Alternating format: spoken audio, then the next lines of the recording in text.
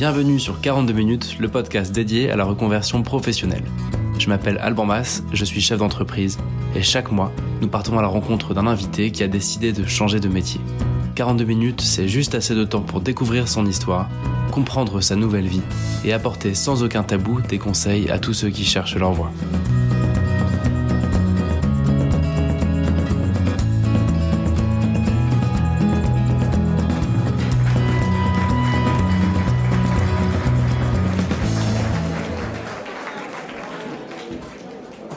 Et voilà, c'est déjà le deuxième épisode de 42 minutes. J'espère que vous vous êtes abonnés au podcast. Dans cet épisode, on triche un peu parce qu'on n'arrive pas à 42 minutes, mais à 45 en tout. Tout simplement parce que j'ai pas réussi à couper plus que ça, tellement ce qu'Antoine nous raconte est passionnant.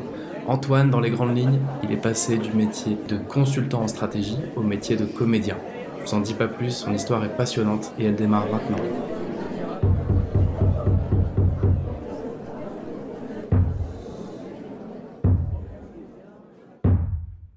Salut Antoine, j'espère que tu vas bien. Salut, ouais, ça va super. On aurait bien aimé faire ça autour d'une bière, mais on est derrière notre écran. Ouais, 2.0. Exactement. Donc Antoine, toi, tu vas nous raconter comment tu es passé de consultant en biotech, si je dis pas de bêtises, ouais, à acteur sur les planches à Paris. Ouais. Comédien, pardon. C'est ça. Est-ce que tu peux nous raconter un petit peu ce que tu faisais avant ? Alors, moi, j'ai un parcours un peu atypique, même dans mon ancienne vie qui était le conseil. Je bossais dans le conseil en stratégie. J'ai un parcours un peu universitaire parce que j'ai fait de longues études à la fac. J'ai un doctorat en biochimie que j'ai fait à l'université de Cambridge en Angleterre, que j'ai fini en 2010. Déjà à ce moment-là, il y avait une envie de reconversion parce que j'avais pas envie de rester dans la recherche, même si j'aimais beaucoup ce que je faisais. J'aimais beaucoup la biologie et la biochimie. Mais je suis rentré en France à ce moment-là en me disant je vais faire autre chose, mais je savais pas trop quoi. J'ai erré un peu et j'ai fait ce qu'on appelle un MBA. Parce que arrivé en France, j'arrivais pas à trouver d'autres boulots que chercheur ou professeur, et du coup j'ai fait un MBA dans une école qui s'appelle le Collège des ingénieurs, qui est assez sélective, et j'ai été pris à ma plus grande surprise. Et donc j'ai fait ça pendant un an, un peu plus d'un an, et à ce moment-là, je suis sorti du MBA, je suis rentré dans une boîte de conseil. C'est du conseil en stratégie dans le secteur de la pharmacie et les biotech. Est-ce que tu peux nous raconter déjà un peu rapidement à quoi ressemblait ta vie quand tu étais consultant en stratégie ? Parce que c'est déjà pas très connu comme boulot. C'était un travail de consultant en stratégie, donc assez chronophage, c'est-à-dire des longues journées avec beaucoup de missions, avec différents clients dans le secteur de la pharmacie. Donc c'était développer la stratégie d'entrée de marché d'une molécule ou la stratégie de la boîte dans sa globalité sur les X prochaines années. Ça pouvait être aussi le bilan ou l'étude de marché ou l'impact de cette molécule depuis son entrée sur le marché. Enfin tout un tas de missions pas très excitante, surtout que je sortais d'une formation assez académique et qui allait dans le détail des choses. Là, on était sur quelque chose un peu plus à la surface. Je gagnais plutôt bien ma vie, enfin rapporté au taux horaire en fait pas très bien, mais je gagnais bien ma vie quoi. J'étais à quasiment 3000 € par mois. Voilà, j'avais assez peu de vacances. Enfin, je travaillais beaucoup. Je commençais à 8h30, 9h. Je pouvais finir à minuit je finissais minimum à 21h. Sinon, je pouvais finir à 23h, minuit, selon les demandes du client. Et voilà. Tes clients, c'était quel genre de boîte en général ? Des labos ? Il y avait de tout. Il y avait des petites biotech, donc ça allait de la start-up, enfin un peu au-delà de la start-up à les boîtes du CAC 40, donc Sanofi, les grandes boîtes pharma, Sanofi, Pfizer, enfin tous ces grands-là quoi. Donc c'était mes clients. Et moi du fait de mon doctorat et de mon MBA, je suis arrivé un peu plus senior que les consultants de base. Même si j'ai passé des entretiens avec les gens qui sortaient d'écoles de commerce ou d'écoles d'ingé. Tu sais que pour la petite histoire, moi j'avais postulé dans cette boîte il y a longtemps. Ah ouais. J'avais pas réussi à rentrer, ouais. Ouais, mais t'as rien loupé. C'est une très belle boîte. J'ai passé un peu plus d'un an. C'était très bien, mais ça se la joue un peu jeune, alors qu'en fait c'est une boîte de conseil un peu plus classique, quoi. Ton quotidien à ce moment-là, c'était pas mal de taf ? Ouais, c'était beaucoup de boulot avec plusieurs missions en même temps. Donc c'est des journées qui sont bien chargées. Alors l'avantage du conseil, c'est que les missions ne se ressemblent pas, les clients non plus. Donc en fait, on fait pas mal de choses. En un an, je dois dire que j'ai balayé un spectre du domaine de la pharma qui est assez large. C'est l'avantage de ce métier-là, je pense. Le gros inconvénient, c'est qu'on tire un peu sur les machines, à mes yeux. Et puis en fait, ce qui me déplaisait aussi, c'était le fait qu'on n'aille pas dans le détail. On nous vend comme experts d'un domaine, alors que je savais ce que c'était être expert puisque j'avais fait une thèse dans un domaine bien précis. Et là, j'étais le seul à bosser dans ce truc-là dans le monde. Et là, c'était en fait, je vendais aux clients une sorte d'expertise que j'avais pas vraiment, quoi. Enfin, si je suis tout à fait honnête. Mais je pense que les gens le savent sur le conseil, c'est pas.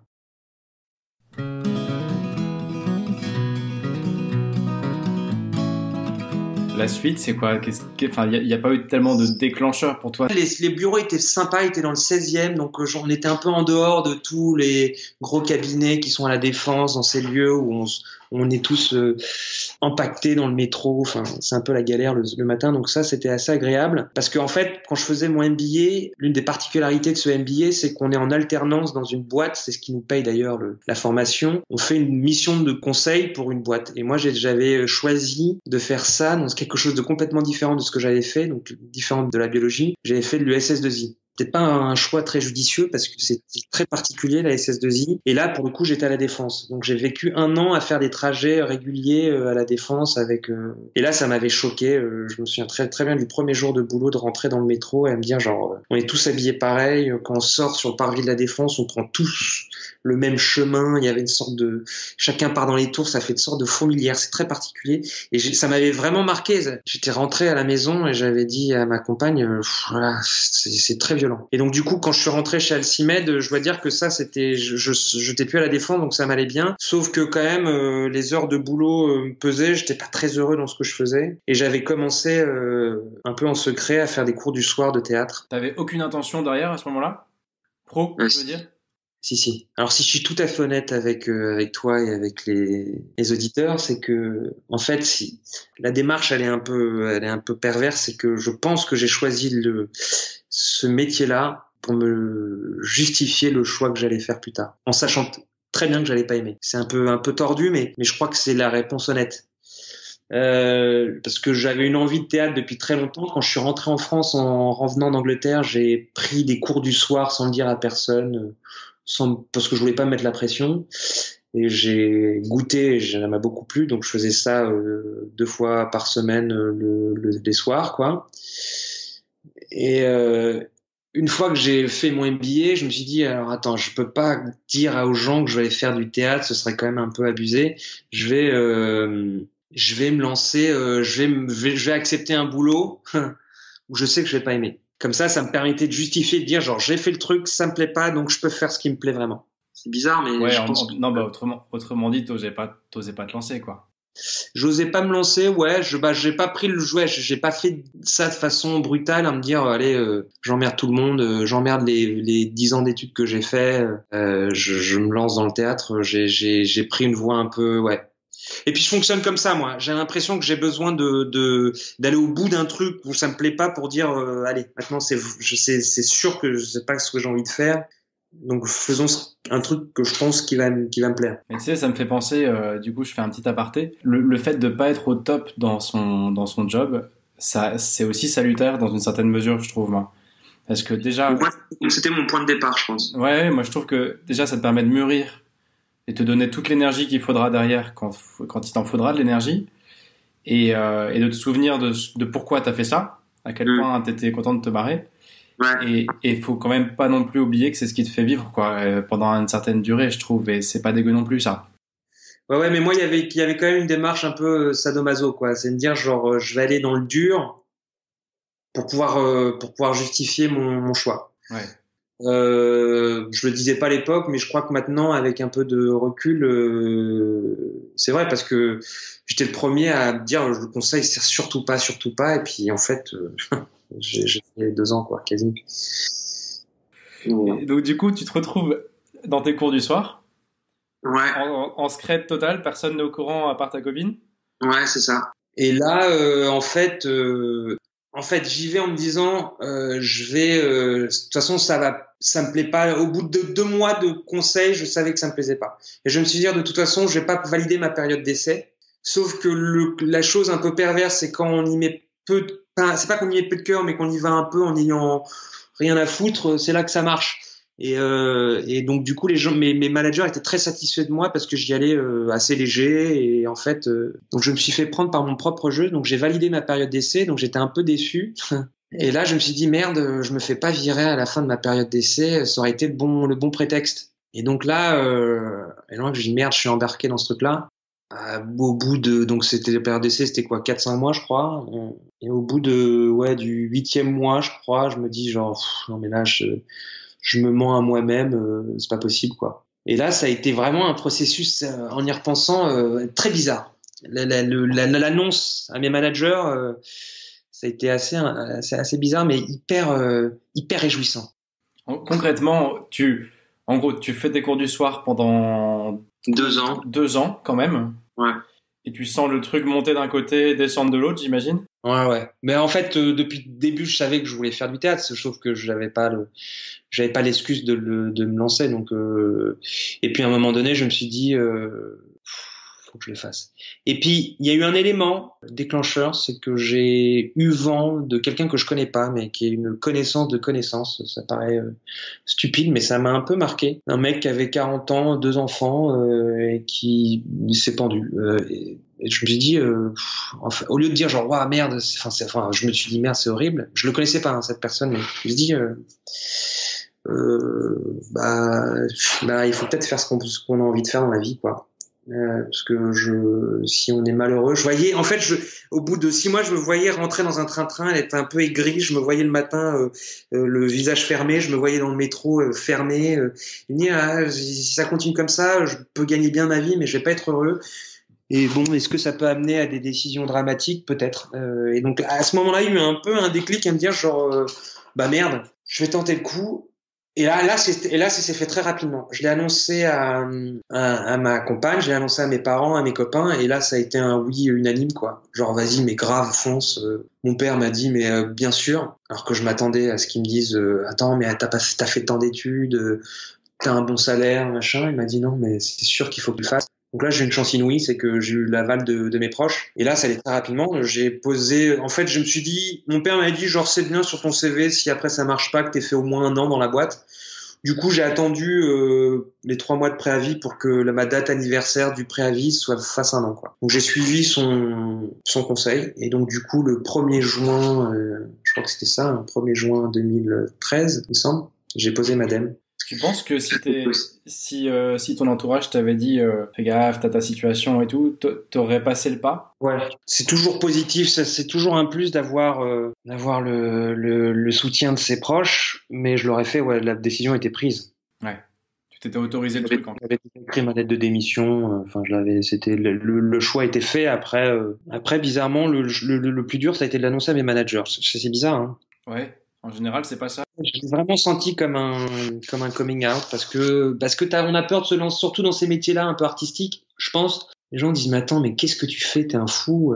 D'un côté un peu genre, t'es un déluré, quoi. Et donc, quand je l'ai annoncé, et bizarrement, là, en fait, pareil, la réaction a été hyper positive. Enfin, hyper positive à l'annonce, on m'a dit genre, c'est génial, genre, j'aurais jamais le cran de faire ce genre de décision, c'est super, fonce, super. Puis après, quand il a été question de négocier ma rupture conventionnelle, là, ils étaient beaucoup moins partants. C'est marrant. Donc, en gros, pendant 2 ans, ça mûrit, et il y a un jour où tu te dis, cette fois, d'une manière ou d'une autre, je vais faire ça. Ouais.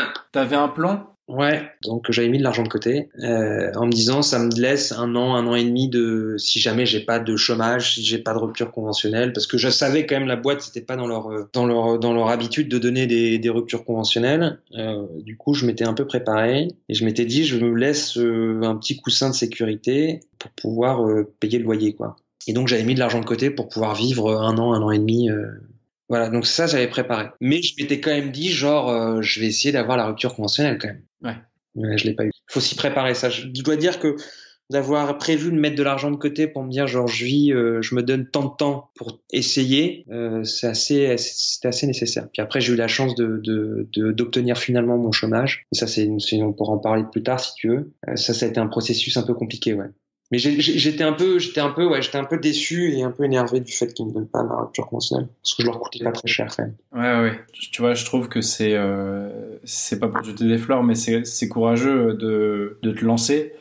Enfin, pour ceux qui nous écoutent, Antoine, en fait, je le connaissais déjà avant ce soir, et le jour où tu nous as dit que tu allais faire ça, y a pas grand monde qui ose passer le pas, faire le pas sans avoir de rupture. En fait, il y a même personne. C'est souvent, je fais ça parce que c'est bon, j'ai 2 ans devant moi, quoi. Ouais. Là, je les avais pas du tout, ouais. Enfin, je les avais pas du tout. J'avais mis de l'argent de côté, mais c'était mon capital, quoi. J'ai rogné sur mon capital. Et finalement, j'ai un peu perdu d'argent, mais à la fin, je les ai récupérés. Donc, ça se finit bien, mais effectivement, j'ai pris un risque, mais en fait, ça en devenait vital, hein. Et pourtant, je suis vraiment d'une nature, qui est pas du tout, qui prend pas du tout de risque. C'est ce qui est très bizarre, c'est que les gens sont surpris de mon geste, alors que je suis d'une nature inverse. Je prends pas du tout de risques, je suis très précautionneux, je déteste les choses, et là, sur ce coup-là, ça me paraissait évident. Bizarre, hein. Hyper intéressant. Ouais.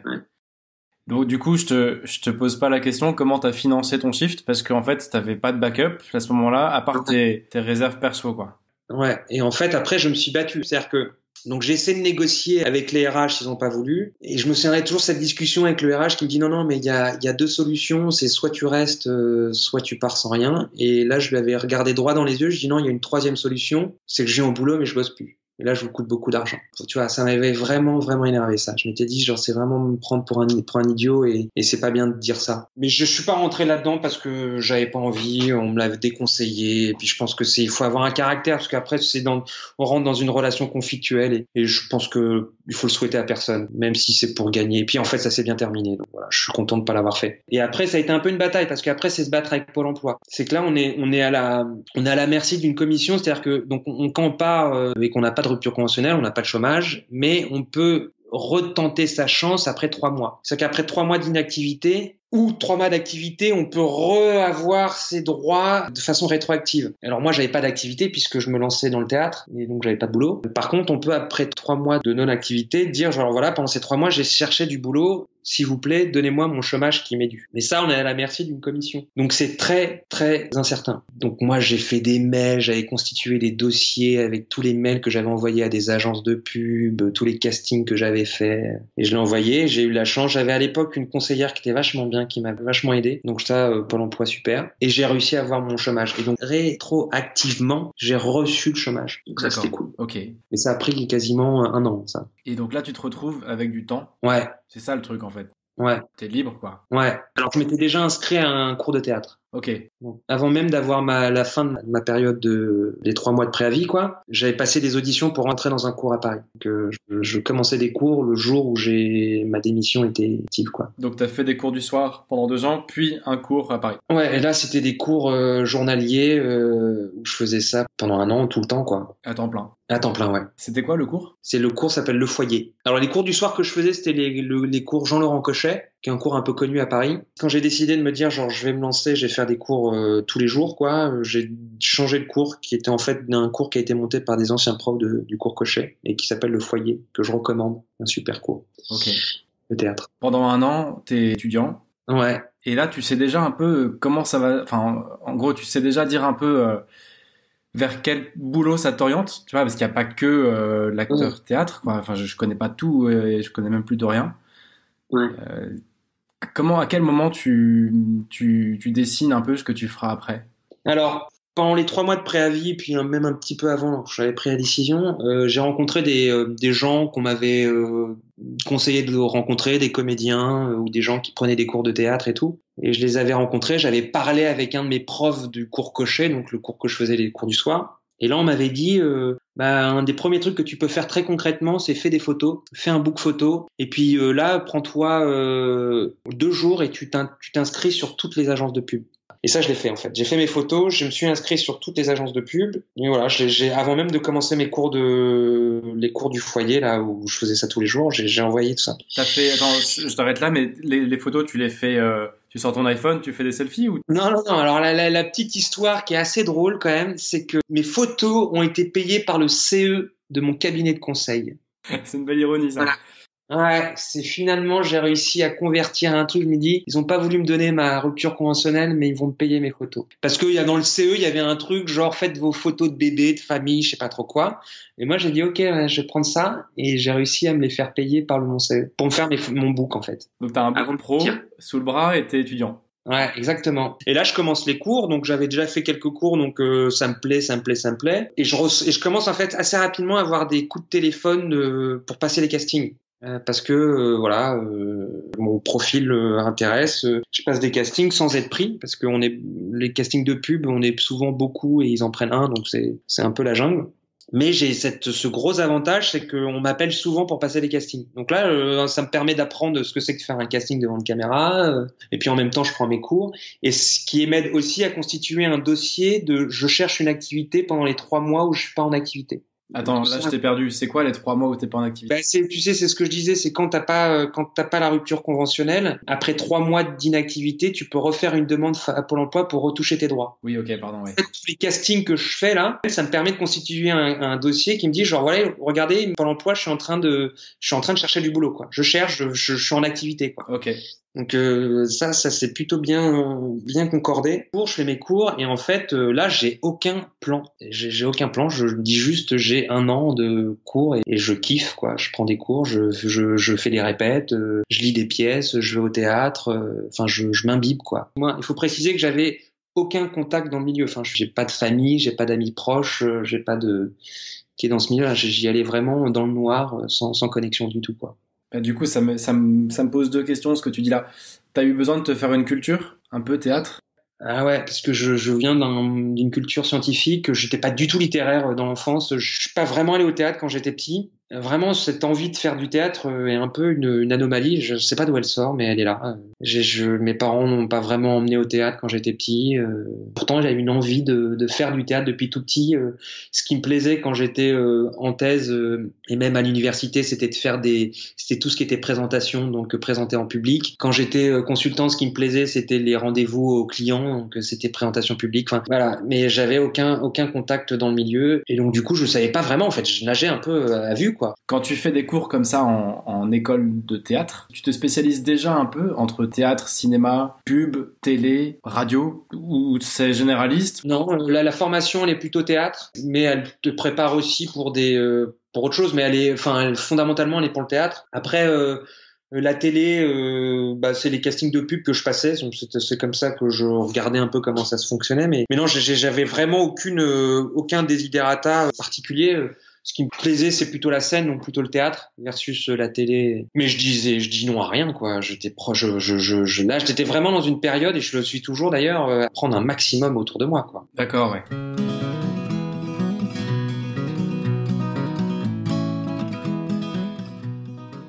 Quand t'es en cours, comment tu construis ton parcours, justement? J'ai pas vraiment de stratégie. Je me dis juste, je m'investis à fond, c'est-à-dire que je vais tous les jours à mes cours, je lis à fond, j'apprends mes textes, j'essaie de rencontrer un maximum de gens. Sachant que c'est des cours que je paye, donc tu vois, ça m'investit d'autant plus dans le fait que c'est mon argent et j'ai pas de chômage, et donc ça me responsabilise sur ce choix-là, quoi. Et en fait, les choses se font assez rapidement. C'est là où je suis hyper surpris, c'est que quand on rentre, je sais pas si c'est vrai pour tous les gens qui font un choix de changement de carrière, mais j'ai l'impression que quand on change, du coup on rencontre d'autres gens, et là on se crée son propre réseau. Et en fait, mon histoire, elle est aussi simple que ça, c'est que je rentre dans ces cours, et hop, on rencontre des gens, et on travaille une scène avec quelqu'un qui dit mais j'aime bien bosser avec toi parce que t'es sérieux, parce qu'on voit que tu mets de l'énergie, machin et tout. Et en fait, ça s'est construit comme ça, c'est que j'ai travaillé des scènes avec des copains qui étaient beaucoup plus jeunes que moi, et des copains me disent tiens, on est en train de monter une pièce avec d'autres gens, machin, et hop, on rencontre d'autres gens par cette pièce-là qu'on connaît pas, qui font un autre cours, un machin, un truc. Et c'est comme ça que je suis rentré dans ce métier-là, c'est que j'ai rencontré des gens sur une pièce qui s'est pas faite, et puis un jour on m'a appelé en me disant on a un des comédiens de notre troupe qui est parti, une troupe qui marchait très bien, on cherche un autre comédien, est-ce que ça t'intéresserait? Et moi j'ai dit ouais, ça fait à peine 6 mois que j'ai pris des cours. Je me dis grave, pour faire Avignon, pour partir en tournée et tout. Je dis ouais, carrément. Et en fait c'est vrai que c'est la troupe dans laquelle je suis aujourd'hui, qui s'appelle Les Mauvais Élèves, qui est mis en scène par Shirley Dino, et je suis rentré comme ça. Et en fait c'est de contact en contact, de copains qui m'a dit viens, il y a cette pièce là, et puis en fait je rencontre d'autres comédiens qui disent lui il est sympa, il bosse bien, il correspond bien, et paf. Voilà. Ça me fait penser à ce que tu me disais tout à l'heure en off. Ça, en fait, t'aurais pas pu le faire si t'étais à temps partiel dans ton cours. Ouais, exactement. Ouais, ça c'est un autre point. Un des conseils qu'on m'avait donné avant que je rentre, c'est on m'avait dit, un de mes anciens profs des cours du soir que je prenais, il m'avait dit le seul conseil que je te donnerais, c'est si tu te lances, lance-toi à fond. Parce que je me disais, est-ce que je prends un temps partiel, est-ce que je bosse à côté pour avoir un complément de revenu. Et en fait, je crois que ça a été le meilleur conseil qu'on m'ait donné, c'est de le faire à fond. Et donc c'est pour ça que avant de partir, je me suis dit, je vais mettre de côté pour avoir safe, en sécurité pendant un an, quoi. Et ça, je pense que j'aurais pas pu le faire j'aurais pas pu rencontrer tous ces gens-là si j'avais fait ça à temps partiel, parce que le fait de répéter, enfin c'est bizarre, c'est que ça marche assez naturellement, c'est que les gens autour de toi, quand on voit que les gens sont sérieux, on a envie de bosser avec ces gens-là. Et c'est vrai aussi dans le théâtre. Même des gens qui sont plutôt jeunes, un gars qui veut monter une troupe, il se dit, lui, je sais qu'il bosse bien, lui, il est sérieux, il sera à l'heure au répète, et on s'entoure de gens qui sont sérieux quand on veut monter un projet. Et c'est comme ça qu'en fait, j'ai rencontré assez rapidement la troupe dans laquelle je suis. Enfin, sérieux et disponible, quoi. Sérieux et disponible, ouais, complètement. Donc Antoine, ce que tu me dis, c'est que là, t'as 6 mois de cours dans les pattes, et on t'appelle en te disant, il nous manque quelqu'un pour notre troupe. On a entendu parler de toi, on aime bien ta façon de bosser, et est-ce que tu peux venir, quoi? Ouais. Et là, je passe une audition pour entrer dans une troupe devant Shirley et Dino, et je suis pris. Et là, s'annonce une période de répétition. Et ouais, là, je signe des contrats. C'est mes premiers contrats de comédien, quoi, d'acteur, avec des répètes. Et puis on commence à jouer des dates en province, puis Avignon, puis Paris. Puis voilà, la chose est partie sans que j'ai le contrôle de quoi que ce soit, quoi. Du coup, tu sèches les cours pour honorer tes contrats? Ouais, à la fin de la première année, donc ça faisait même pas 6 mois, je commence à être en répétition de façon intensive. On part en résidence, parce que quand on crée un spectacle, souvent on part en résidence. Et là, je peux plus être au cours, et notamment préparer le spectacle de fin d'année du cours. Mais bon, mes professeurs me disent, c'est génial, vas-y, fonce, bien sûr qu'il va, quoi.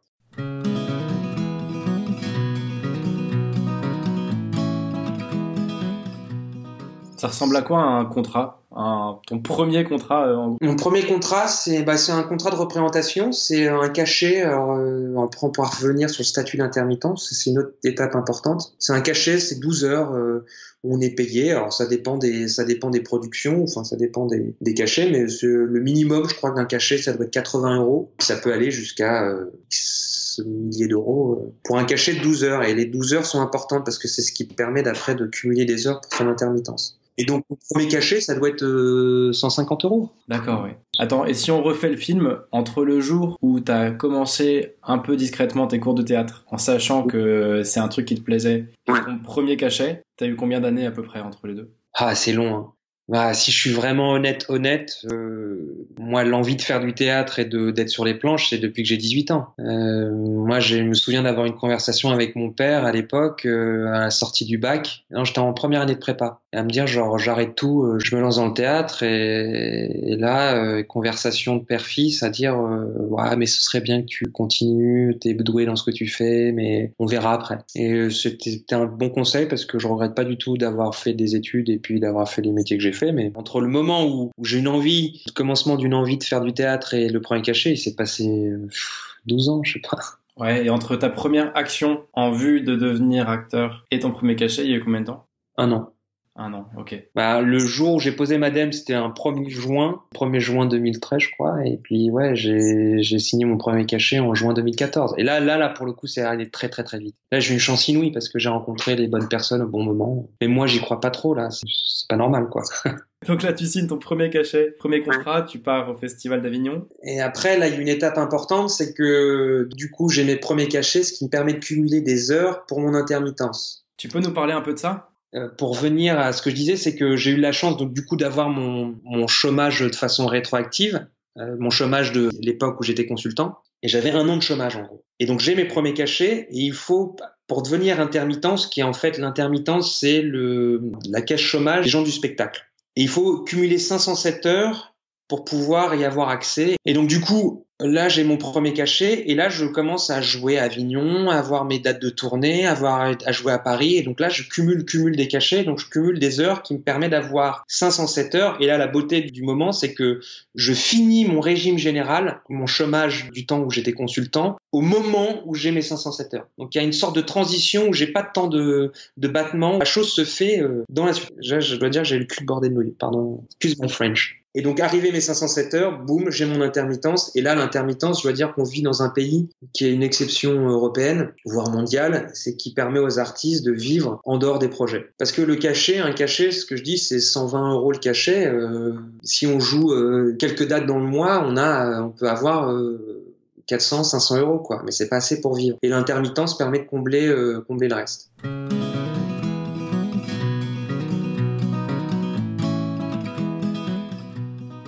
Justement, tu fais une bonne transition, j'allais te demander. Ouais. Je pense que dans ton métier, c'est comme Vincent qui a fait le premier épisode, qui a fait de l'éco-pâturage. Je pense que personne ne connaît ça. Ouais. La vie de comédien, on l'imagine, on la fantasme un peu parfois, je pense, on l'idéalise. En vrai, ça ressemble à quoi ta vie? Quand on est un comédien en France, à quoi ressemble le job et la vie de tous les jours? Alors, c'est un changement radical avec mon ancienne vie, c'est-à-dire qu'on n'a pas des horaires de bureau de 9h à 20h, 19h, enfin je sais pas, ça dépend les horaires de bureau des gens. Quand on devient comédien, il faut oublier ce paradigme, on change complètement. L'emploi du temps est plus du tout le même, le gros chamboulement il est là, je dirais. Il y a des moments où on va pas compter nos heures, ça va être des heures qui vont pas être payées parce que c'est des répétitions. Même on s'en rend pas compte, c'est-à-dire que même quand on n'est plus à bosser, on y pense. Puis après, on va avoir des périodes où on joue, et là aussi c'est très intense. Même si on joue que 2 heures dans la journée, mais la journée, elle est quand même omnubilée avec cette échéance qui est à la fin de journée, je joue. Et puis après, il y a les temps de répétition. Donc, c'est très éclectique, en fait, le planning. Aucune semaine se ressemble. Et puis, ça va dépendre de l'activité qu'on a. Quand tu vas jouer un soir, 2 heures, un samedi soir ou un dimanche, il y a quoi derrière? Ça commence dès le matin.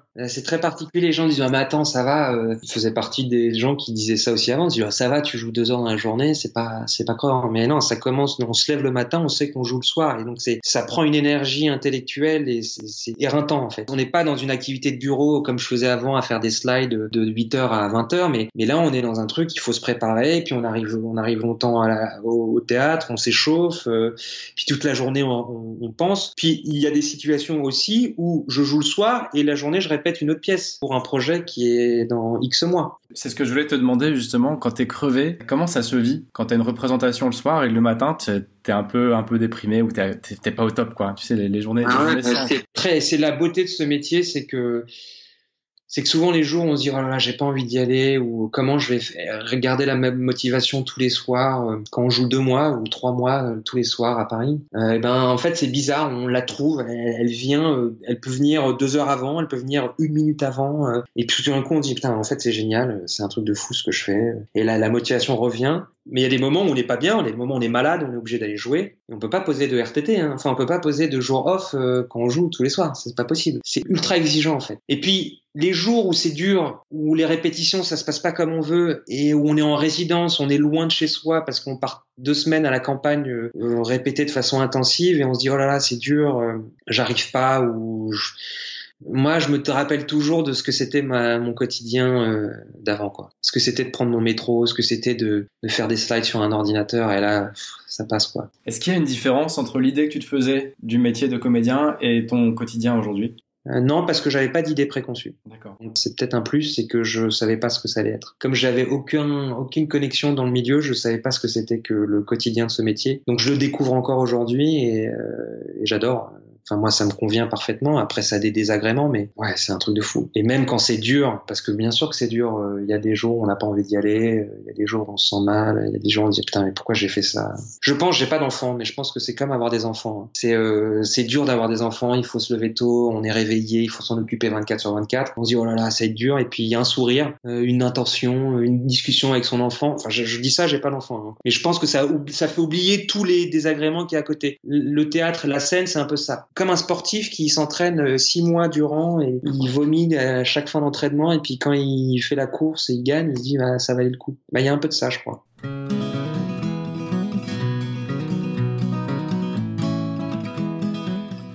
C'est quoi l'aspect un peu moins fun du boulot? Et évidemment aussi, c'est quoi l'aspect vraiment fun selon toi? Qu'est-ce qui te plaît vraiment? L'aspect moins fun, on va commencer par ça. Indéniablement, c'est l'emploi du temps.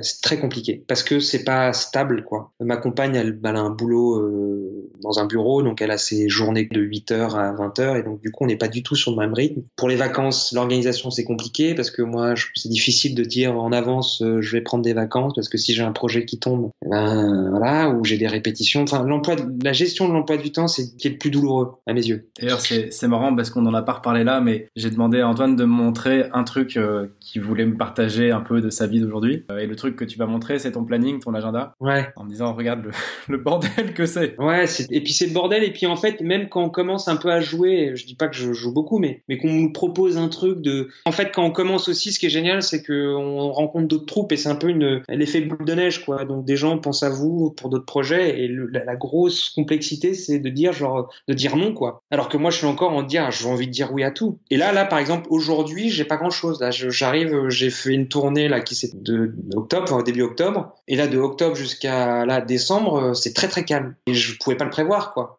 Ah ouais. C'est très très compliqué. Donc là, on pourrait dire genre c'est à ce moment-là que je devrais caler des vacances ou je devrais dire aux gens là je suis libre. Mais là, bien sûr, c'est à ce moment-là où on nous appelle pas. Et puis quand on commence à bosser, c'est là où on vous dit tiens, j'ai un projet pour toi, ça pourrait t'intéresser. Et là on dit non, je peux pas parce que je suis en répétition, parce que je joue. Donc ouais, l'emploi du temps, c'est définitivement le truc le moins fun. Est-ce qu'on pourrait un peu faire un parallèle entre les fois où on cherche du boulot et où on n'a pas encore signé un contrat, on est un peu en galère et on n'ose pas partir en vacances, on s'interdit de vivre. Est-ce que c'est comparable à ça ou c'est un peu différent? Oui, il y a peut-être un élément de comparaison, mais la grosse différence, c'est que quand on recherche un emploi, on est entre deux emplois, il y a quand même cette épée Damoclès de dire il y a la culpabilité de pas avoir un emploi. Je sais pas comment le dire. Ou la recherche de dire il faut absolument que je retrouve plus rapidement un emploi. Enfin, je la comprends, cette culpabilité. Alors que dans mon cas, là, par exemple, la période de creux que j'ai en ce moment, elle est que temporaire parce que je sais que dans 2 semaines, je reprends des répétitions. C'est inhérent au boulot, en fait. Ouais, exactement. Et je pense qu'il faut l'accepter. C'est un rythme qui est complètement différent, qui est pas du tout celui de la majorité des gens et pas celui de sa compagne ou de sa famille. Les planifications des vacances, c'est impossible. Je suis pas sur des rythmes mois d'août, mois de juillet. Déjà, le mois de juillet, je bosse. Mois d'août aussi. Et donc ça, il faut l'accepter. Et plus difficile, c'est de le faire accepter à ses proches. Bon, et alors, c'est quoi l'aspect qui te nourrit le plus? Ouais, l'aspect qui me nourrit le plus, c'est que j'ai l'impression de pas bosser, quoi. C'est à Paris cliché. Ton premier intervenant disait la même chose, mais moi j'ai l'impression de jouer. Puis je rencontre plein de gens. J'ai la chance de tourner un peu partout en France. Donc c'est des expériences de dingue. Il y a vraiment un esprit créatif, moi, qui me remplit énormément, quoi. Et que je soupçonnais pas au début. On pense que acteur, c'est réciter un texte, mais il y a plein de trucs dans la création d'un personnage, même de la mise en scène. Donc, quand on est dans une troupe, créer un spectacle, c'est une petite entreprise aussi. C'est comment on peut changer quelques trucs pour qu'on ait plus de public. Enfin, faire des affiches. Enfin, il y a ce côté créatif qui me nourrit énormément. Ouais. Et puis la jouissance de jouer, quoi. C'est une vraie jouissance là pour le coup. Il y a 3 questions un peu tricky qui me taquinent un peu. La première, c'est pour ceux qui connaissent Antoine, vous savez qu'il a une tête d'acteur. La question, c'est ce que je te demandais tout à l'heure un peu en coulisses. Est-ce que tu penses que Monsieur Dupont, avec une tête un peu plus normale, peut faire son trou et surtout sans aucun réseau? Ouais. Moi, je crois pas à ce truc de la gueule. Il y en a pour tous les goûts et il y en a pour tout le monde. Franchement, il y a un nombre incalculable de gens qui veulent monter des trucs et ils cherchent des gens normaux. Le côté gueule, je pense que ça se cantonne à la publicité. Ouais, effectivement, quand on s'inscrit dans des agences de pub, les gens cherchent des gueules parce qu'ils ont besoin tout d'un coup. Moi, je suis roux, par exemple, ils recherchent des roux et ben voilà, je tombe dans la catégorie, donc c'est bien, quoi. Donc là, oui, sur ce domaine-là, mais non, ça j'y crois pas. Et je pense que tout le monde peut le faire. En plus, c'est ça qui est dingue. Avec ce métier, je crois pas au don. Moi, je me sens pas vraiment. En plus, je me trouve assez nul, pour être tout à fait honnête. Mais je pense que tout le monde peut le faire. En plus, c'est ça qui est dingue. La deuxième question, c'est aussi dans les gens qui nous écoutent. Évidemment que la question des sous, elle compte. Toi, t'as fait les choses un peu de façon un peu hardcore, en partant sans chômage, enfin un peu le couteau entre les dents. Aujourd'hui, maintenant que tu bosses, maintenant que tu es lancé, on a bien compris la complexité du planning et l'irrégularité des offres. Mais est-ce qu'on peut vivre aujourd'hui sans être une star internationale? Est-ce qu'on peut plus que survivre, tu vois, vivre de ce job? Clairement, mais ça tient à une seule chose, c'est l'intermittence. Donc, faut croiser les doigts pour que ça reste. Et ça, c'est vraiment une des beautés du système français. Je sais que c'est souvent ce truc-là, pour pas faire de la politique, mais sur le truc qu'on tape souvent en disant ça coûte de l'argent, mais en fait ça coûte pas d'argent puisque c'est une caisse qui est subventionnée uniquement par les artistes. Et moi je l'ai découvert ça en fait. J'étais le premier à dire attends, c'est quoi ces saltimbanques qui vivent sur le dos du contribuable, alors qu'en fait c'est faux, c'est un mensonge. Et c'est ce qui permet de vivre, c'est ça quoi. Donc moi je suis un fervent défenseur de ce truc-là. Après pour rentrer vraiment dans le détail, je gagnais quasiment 3 000 €, un peu moins de 3 000 €. Aujourd'hui, pareil ça fluctue selon l'activité, mais en gros quand je travaille pas là, par exemple un mois où je vais pas beaucoup travailler là, je vais gagner 1500 euros. Et quand je travaille bien, je gagne 1800 euros, quoi. Donc j'ai divisé par deux ce que je gagnais, mais de toute façon, je dépensais pas énormément avant. J'ai pas du tout l'impression de me restreindre. C'est un truc de fou. J'ai même l'impression de faire plus de choses. Je sors plus au théâtre, je vais plus voir des trucs. Tu vois, c'est un budget que j'avais pas avant. J'avais pas le temps. Et là, j'ai moins d'argent, j'ai l'impression de plus faire de trucs. J'ai pas l'impression de partir moins en vacances. C'est compliqué l'organisation des vacances, comme je le disais. Mais non, je vis mieux, j'ai l'impression même financièrement. C'est bizarre, alors que je gagne 2 fois moins. Mais j'ai plus de temps pour dépenser mon argent, peut-être. Je sais pas. Après, j'ai une chance inouïe, c'est que j'ai l'intermittence. Moi, j'ai plein de copains qui ont pas eu l'intermittence et qui sont obligés de travailler à côté. Donc, j'ai cette chance-là d'avoir l'intermittence. Sinon, je pourrais pas vivre. Clairement, sans l'intermittence, avec juste des cachets, je pourrais pas vivre aujourd'hui. Merci d'être allé dans le détail parce que je pense que c'est toujours un peu les mêmes questions. Il y a évidemment le fait de trouver son orientation, trouver sa voie évidemment, mais il y a aussi tout le blocage et 90% du blocage, c'est quand même un peu la peur de pas survivre. Et je le comprends parce que surtout, d'autant plus dans ce métier-là, c'est très compliqué d'avoir une stabilité. Stabilité dans l'emploi du temps et stabilité dans le salaire. Et c'est ce qui définit le confort, c'est quand même ça, quoi. Stabilité du temps et stabilité financière. Et ce métier, ces deux points-là sont vraiment, vraiment pas certaines, quoi. Et donc, moi, je l'entends et moi je fais partie des lucky ones, quoi, mais je sais que il y a beaucoup de gens qui sont obligés de bosser à côté, quoi. Si c'était à refaire aujourd'hui, comment tu ferais les choses? Quels conseils tu donnerais à quelqu'un qui veut te suivre? Et aussi, est-ce que tu referais ça? Ouais, sans hésiter. Ouais, si je devais à refaire, je le referais sans hésiter. En plus, je vois pas comment je le ferais différemment. Enfin, j'ai une chance inouïe, quoi. Ça arrivait très très vite. Ce serait mentir que de dire j'avais tout prévu. Moi, j'étais plutôt parti pour j'essaye. Je coche une case pour dire genre je l'ai fait, je l'ai tenté, mais je m'étais pas du tout dit que ça j'en vivrais, quoi. Mais vraiment pas, hein. Je m'étais pas mis d'objectif et donc là moi c'est que du bonus là depuis le début.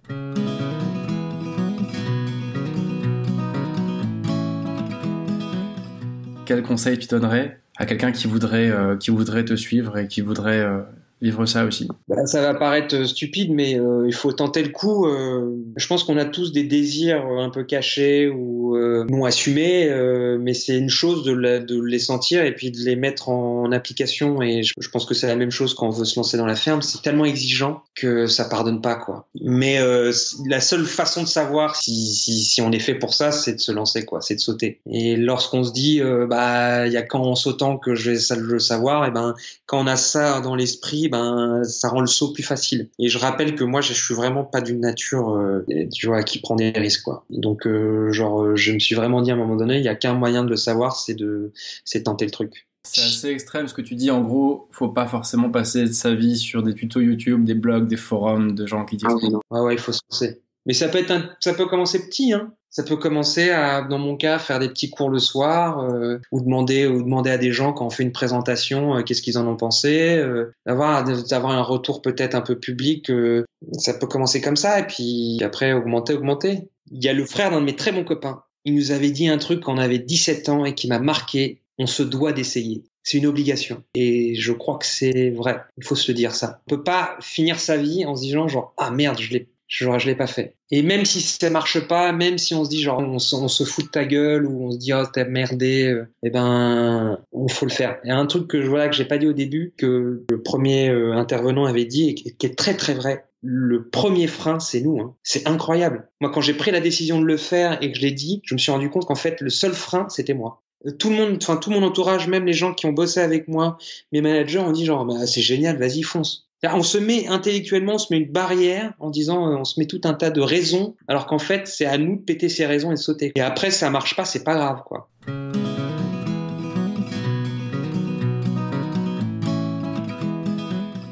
La question de la fin, on va essayer d'introduire dans ce podcast un nouveau concept. Au lieu de te demander ton bouquin préféré ou un truc comme ça, je vais te demander de lancer un défi à ceux qui veulent faire comme toi. Un seul. C'est dans la même veine que ce que je disais juste avant. Moi, le défi que je donnerais à une personne qui veut se lancer, c'est prendre sur ses journées de congé. Donc, au lieu de partir, je pars en région ou même partir loin, c'est de prendre sur ses jours de congé de sa propre paye et de s'inscrire à un stage, cours de théâtre et de le prendre vraiment sérieusement. Mais il faut que ça vienne de soi, c'est-à-dire qu'il faut que ça soit son argent. Prendre 2 semaines, 1 semaine d'un truc hyper intensif où on fait 8 heures par jour de théâtre. Et là, déjà, ça donne une bonne mesure de son goût et de sa motivation. Merci Antoine. S'il y a encore des gens qui nous écoutent à cette heure-ci, ils doivent te remercier aussi. Ouais. Bah, super, bah, j'espère que ça n'a pas été trop confus. Hein. Vous êtes de plus en plus nombreux à suivre 42 minutes, merci beaucoup. Pour ceux qui veulent s'abonner, c'est sur Apple Podcast, Deezer, Spotify et toutes les autres plateformes.